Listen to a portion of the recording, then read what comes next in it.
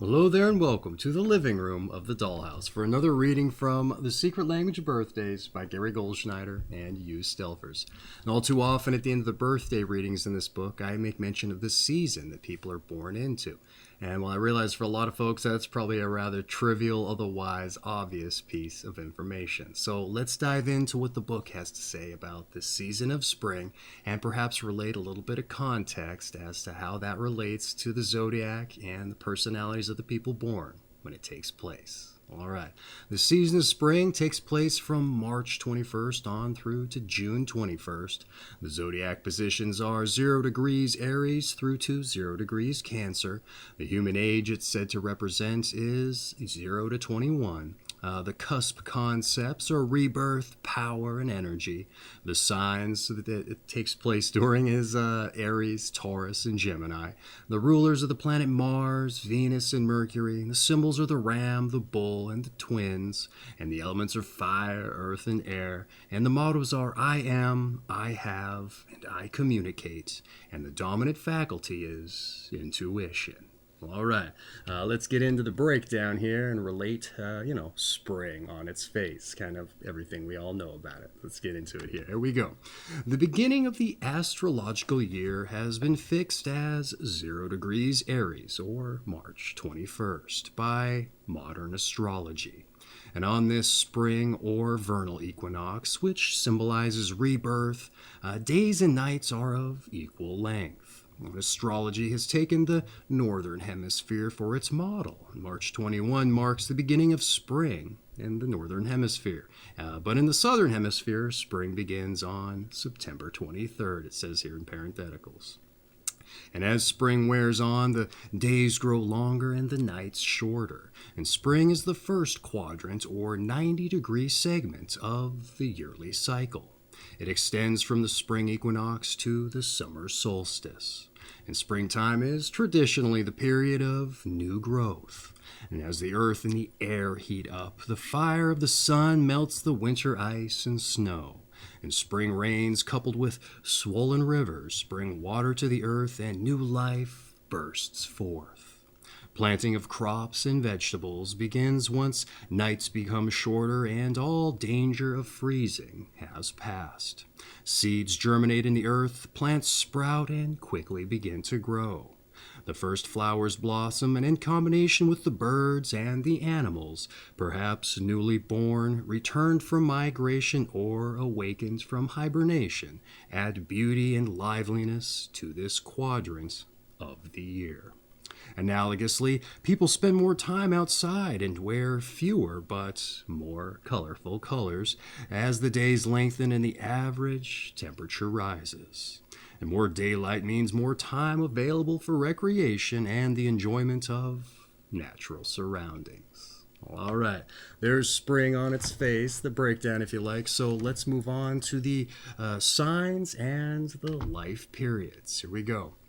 Spring comprises 3 astrological signs: the cardinal fire sign Aries, the fixed earth sign Taurus, and the mutable air sign Gemini. In human terms, these 3 signs can be likened to the life of the individual born until the age of 21. In this active period of human development, which spans birth, infancy, childhood, and adolescence, displays many of the same processes of growth, differentiation, and development which occur in nature's springtime. The first quadrant of the grand cycle of life is governed by the faculty of intuition and can be seen as a waxing period which manifests objectively and has an unconscious orientation. That is to say, although objective growth is taking place externally in nature and in humans during this period, the internal state is highly subjective. Astrologically, this has to do with the fact that the sign Aries, Taurus, and Gemini are ruled by the planet Mars, Venus, and Mercury, respectively, all of which can be classified as inner or personal planets. And this means that they are relatively small and close to the Earth and the Sun. And the period of human development, age 0 to 21, also shows a highly subjective or personal orientation. The developing child sees the world largely as an extension of him or herself, and its apprehension of life is colored by intuitions and the powerful unconscious drives. And the power of the child to absorb and assimilate impressions from the outside world is astonishing. And sometimes the young person is at the mercy of such powerful forces and does not act in the most rational or conscious manner. Well, all right, that's been the signs and life periods. Let's move on to the springtime personality. All right. Generally speaking, those born in the springtime manifest an enthusiasm for life. Their energy is prodigious where initiating projects is concerned, and their ability to survive and or adapt is noteworthy. Often more extroverted than introverted, springtime people tend to impact heavily on their environment. However, their capacity to dutiful or doggedly stick to one activity is not necessarily great. And springtime people like to share what they think, create, and produce, and they are more than those born in other seasons. And they are, more than those born in other seasons, rather, in need of a fairly constant apprehension and approval for what they do. A desire to be free characterizes many born in this season, and they may not react well to having restrictions imposed upon them. And springtime people need to grow, expand, and make their mark on the world. And those born in the spring often carry a childlike air about them their whole life long.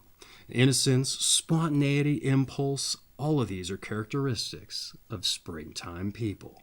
And generally positive in their outlook, they may be put off by highly serious attitudes and have little patience for those with negative orientations. Well, all right, that's been the springtime personalities for the season of spring. Also, the signs and life periods, and just springtime breakdown on its face. Hopefully, you took something of interest. We kind of expanded on why it's brought up in the book that people are born within a particular season. And hey, hopefully, it speaks to you if you were born within the period there. But if you weren't, hey, hopefully, you took something of value and just a little bit more information. If maybe you live somewhere where you've never experienced spring, perhaps, who's to say? In any event, I hope you enjoyed yourself, and I hope to see you on the channel there for your birthday breakdowns, where we dive into even more of what ostensibly makes you tick. All right, so take care of yourselves, and I hope to see you for your birthday reading.